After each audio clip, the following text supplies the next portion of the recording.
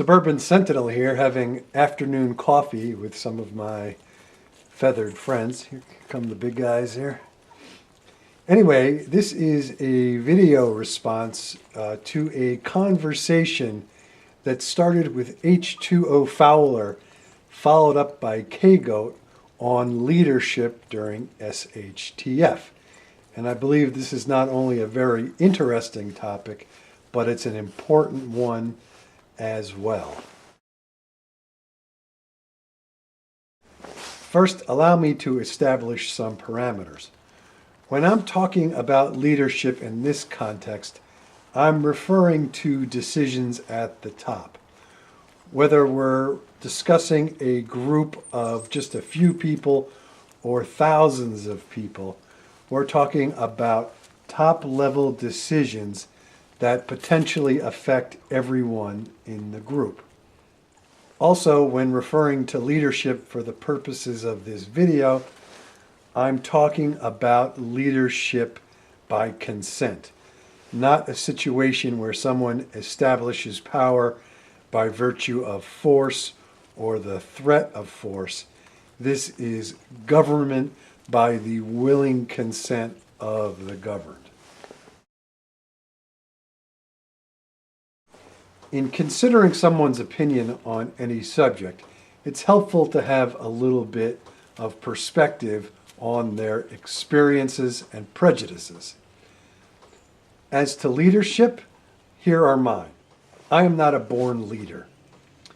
In fact, I dislike having leadership positions in anything. I would much rather manage things than people. If called upon to lead, I do, but it's not something I seek nor relish. The other side of that coin is that I'm not much of a follower either. I like to think and act for myself. I don't follow any charismatic leaders or buy into any particular ideology on any subject. I'm more of a lone wolf in all aspects of my life. That doesn't mean I will never follow someone, but if I do, it's got to be for a damn good reason. So in essence, my perspective is I generally do my own thing. Those who want to come along are always welcome, and those who don't and want to do something else, that's great too. I'm not in the position to, nor have any desire to change anyone's mind about anything. I'm very much a live and let live kind of guy.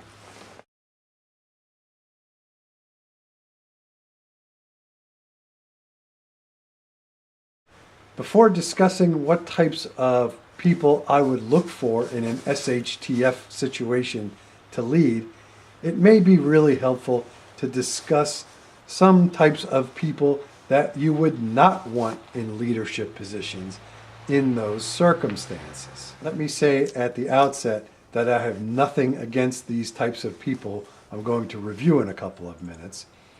I just think that generally, and there may be very good exceptions to these blanket statements, but generally these types of folks are not really great for SHTF situations.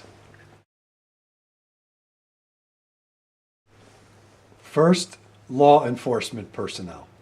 And again, I have nothing against law enforcement. I have the greatest respect for those who put their lives on the line for the general public. But I don't think law enforcement personnel in general are suitable for leadership in SHTF. The police are executive branch functions, and their job is to execute policy.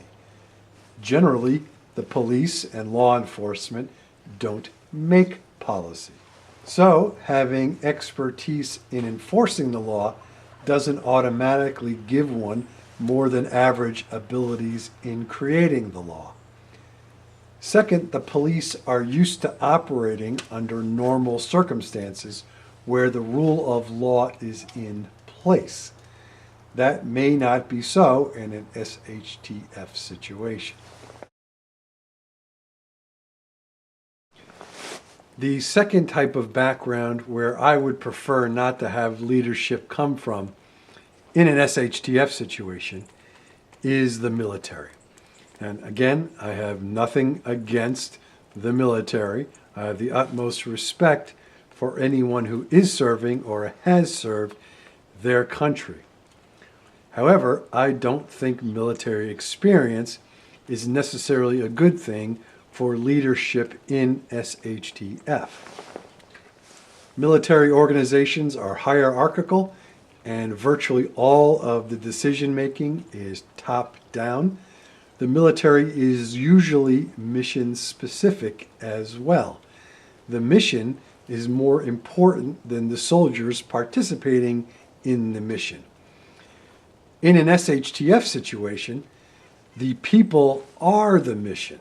So a military background can be unsuitable from that perspective or vantage point. Military organizations tend to be large, and the big decisions rarely have to be made on the fly.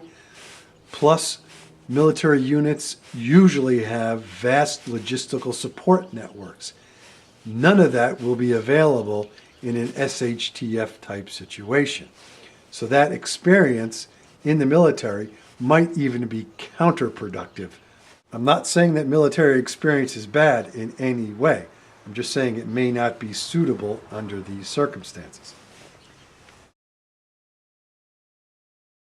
Next type of person is the techie, the nuts and bolts kind of guys and gals, or the computer or electrical people.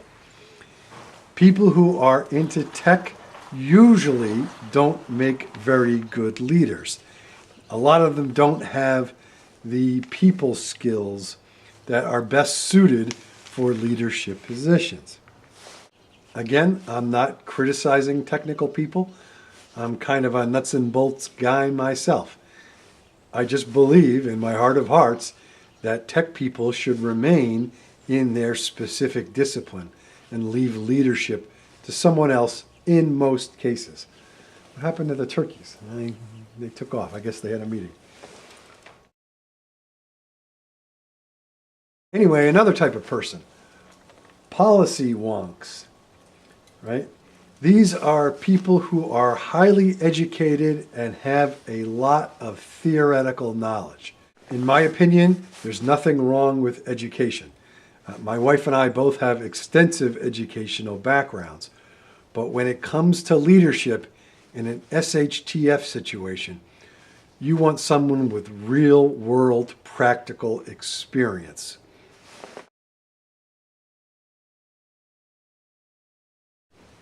Another type of person I would not want in leadership positions in SHTF are people who are overly ambitious. There are some who seek power and control just for power and control's sake. They want to be the top dog no matter what. It doesn't matter if it's for the good of the people. They look at themselves. And that could be a very dangerous position in SHTF. Therefore, if someone is overly anxious to have a leadership position, to me, that is a good reason not to give it to them.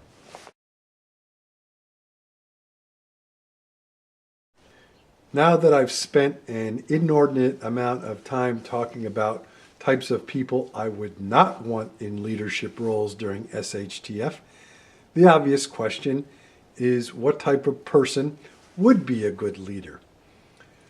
Well, I would want someone who has practical leadership experience and someone of great insight and wisdom. I can't think of any really great leaders that are alive today, at least not at the national and certainly not at the state level. Insofar as describing a very desirable leader, I will leave you with a quote from the Tao Te Ching. The best leaders are those their people hardly know exist. The next best leader is one who is loved and praised. Next comes the one who is feared. The worst one is the leader that is despised. The best leaders value their words and use them sparingly. When they have accomplished their task, the people say, "Amazing. We did it all by ourselves." So, thanks for watching. This is the Suburban Sentinel. Please thumbs up and subscribe if you like what you see. Make sure you catch H2O Fowler's video and KGoat's response there too, and I will leave the links below. Be safe, everybody.